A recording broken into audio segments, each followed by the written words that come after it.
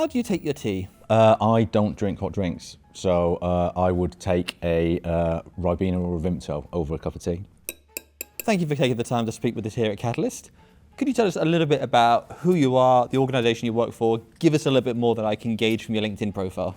I'm a qualified solicitor. I worked in private practice in London for a long, long time, and in 2008 when the crash happened, the type of work that I did kind of evaporated, and I fell into compliance, really. It was one of those moments where I needed something and I fell into compliance. Within a week of starting, I knew it's what I wanted to do, so I worked as the Chief Compliance Officer, or the equivalent, in the mining industry, the insurance industry, the real estate industry, and the financial services industry. I knew within minutes that this is what I wanted to do, and I enjoy it most days. I can't say I enjoy it every day, but most days. I like that honesty. Yeah, I enjoy it most days. Yeah, we all have days. We all have days that we'd rather forget, and thankfully we don't have too many of them. We're only 2 sessions in, but what has been your biggest takeaway from Catalyst so far? Well, something that most of us in the industry kind of know it's coming is looming importance of artificial intelligence. Most of us already know that because we see it on the flip side of our customers being victims of scams, having kind of sophisticated criminal networks trying to exploit them, and they've been using AI to their good advantage for quite some time. Some of us have been on the bandwagon of trying to use AI to combat that for a while. Some of us are just getting on that bandwagon, and some of us know we've got to get on that bandwagon at some point because otherwise the train will have left the station. The biggest takeaway is that AI is here. It's not going to go anywhere. The UK and Europe may regulate, the US may regulate, but fundamentally AI is here to stay. And we either have to embrace it, or I suspect that we will be left behind.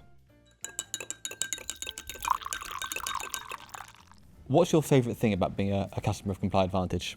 I'm going to be actually honest with you, the people. They hire interesting, sociable people who make interacting with them a lot easier. I've got a feeling, actually, from the second session today that they are about to put a little bit of distance between themselves and their competitors with their new products. But at the time when I first engaged with ComplyAdvantage, they, without wanting to be rude about ComplyAdvantage, they were pretty much of a muchness. It's a very crowded market, and everybody tells you they've got a USP, and most of them do have some sort of USP. But I think even some of the larger players, the historically larger players, have a very sales-driven workforce. And with ComplyAdvantage, I've never felt sold to. The people, our relationship managers, have never made me feel like I'm a number, and that is something that I've appreciated for years working with ComplyAdvantage.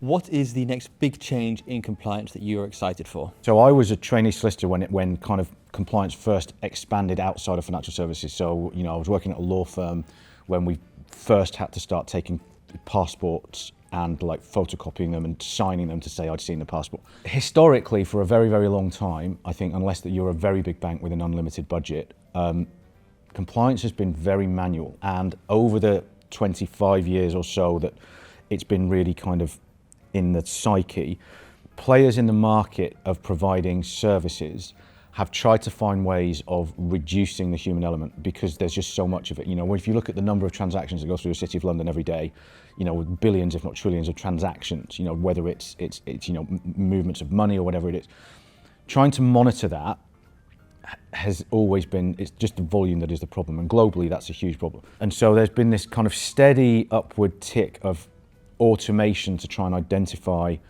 the stuff that needs to be looked at. And it's better than it was, but it's still a bit of a blunt instrument, which means that we all need to have huge banks of compliance officers who spend most of their time looking at things going, there's nothing to see here. Exciting next step is the thing that's on everybody's words, which is artificial intelligence. And that has been around for a little while, and I've seen some demonstrations of it, and it's been a little bit clunky so far. But I think the level of maturity now in relation to the artificial intelligence is at a stage now where we're at a turning point. But fundamentally, if it does what it says it does, it is going to take a huge amount of the manual work that our teams do that isn't really required